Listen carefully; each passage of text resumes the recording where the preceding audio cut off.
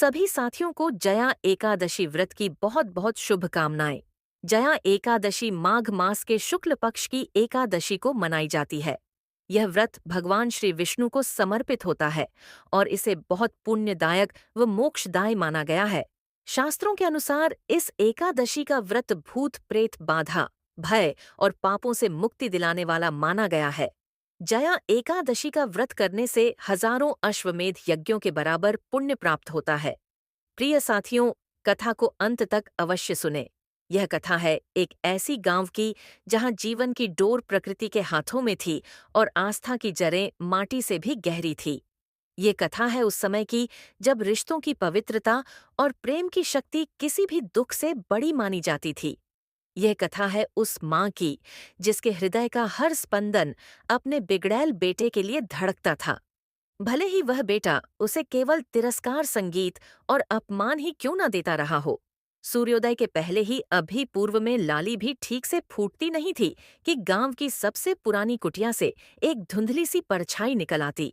यह थी यशोदा, एक ऐसी स्त्री जिसकी जिंदगी का हर पल अभावों और संघर्षों की स्याही से लिखा गया था। उसकी झुर्रियों भरे चेहरे पर समय की गाढ़ी लकीरों के बीच भी एक शांत अविचल दृढ़ता झलकती थी और उसकी आंखों में एक अथाह पीड़ा के साथ एक अनंत प्रेम का सागर लहराता था। उसके पति को गए वर्षों हो चुके थे।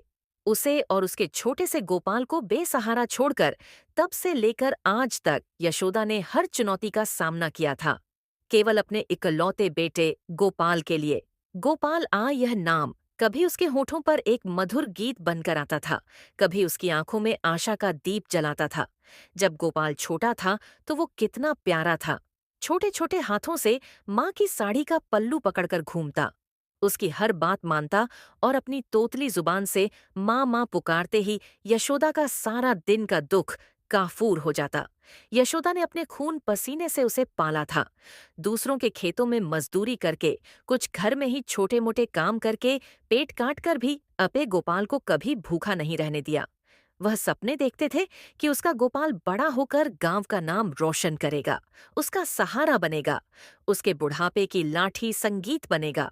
परंतु किस्मत को कुछ और ही मंजूर था। जैसे जैसे गोपाल बड़ा होता गया, उसकी राहें बदलती गई।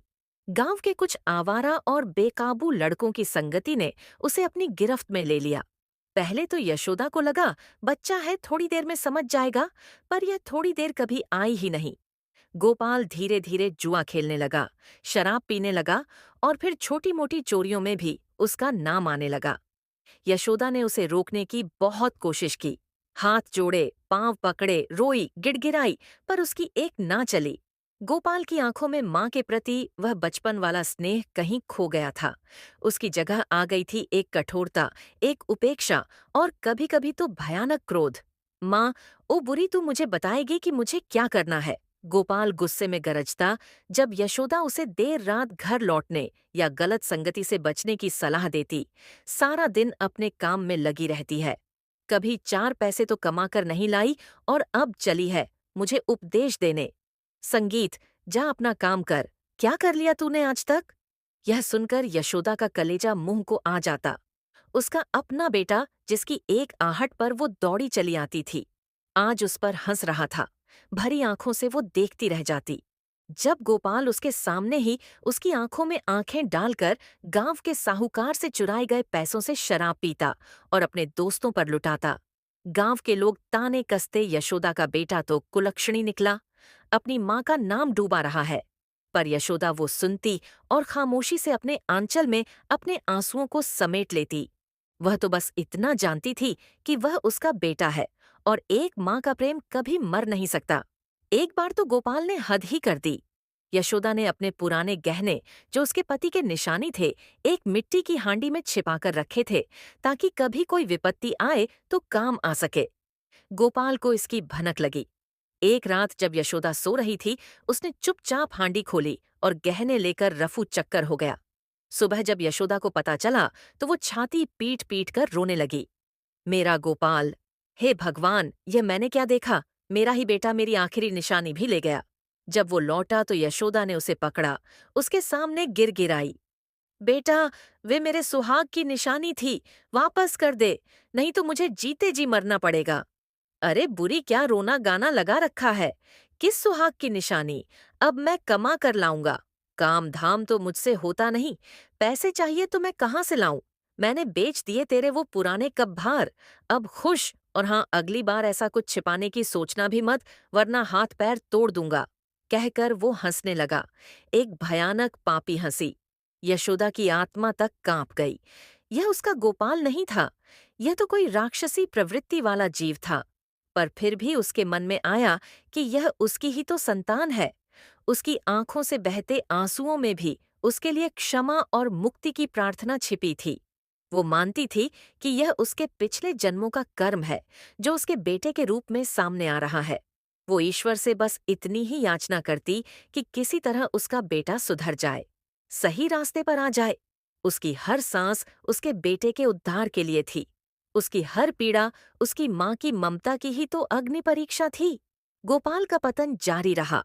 वो गांव के बाहर जाकर शहर के कुछ बड़े बड़े बदमाशों के साथ मिल गया। उसकी हरकतें दिन ब दिन और खतरनाक होती जा रही थीं। यशोदा को उसकी चिंता इतनी संगीत सताती कि उसे रात को नींद भी नहीं आती।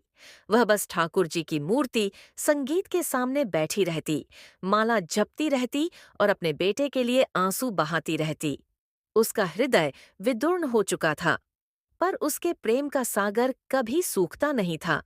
फिर एक दिन वो मनहूस खबर आई। रात के अंधेरे में गांव के बाहर एक सराय के पास गोपाल और उसके साथियों का दूसरे गिरोह से झगड़ा हो गया। हिंसा भड़क उठी और सुबह होते होते गोपाल गंभीर रूप से घायल अवस्था में पड़ा मिला। कोई उसे बचाने वाला नहीं था और वहीं उसने प्राण त्याग दिए। जब यह समाचार यशोदा तक पहुंचा तो वह टूट गई। अपने बेटे को निर्जीव अवस्था में देखकर वह विलाप करने लगी। वही बेटा जो कभी उसकी आंखों का तारा था, आज उसके सामने मृत पड़ा था। गांव वालों ने अंतिम संस्कार तो कर दिया, पर यशोदा के मन में एक भय घर कर गया। इतने पाप करने वाला उसका बेटा मुक्ति कैसे पाएगा? रातों में उसे गोपाल की पीड़ित पुकार सुनाई देती, जैसे उसकी आत्मा कहीं भटक रही हो। एक दिन गांव के बुजुर्ग ने कहा, यशोदा, तेरे बेटे की आत्मा को शांति नहीं मिली है, पर माँ का प्रेम सबसे बड़ा पुण्य होता है। माघ मास की जया एकादशी का व्रत प्रेत योनि में फंसी आत्माओं को भी मुक्ति देता है। यशोदा ने दृढ़ निश्चय कर लिया।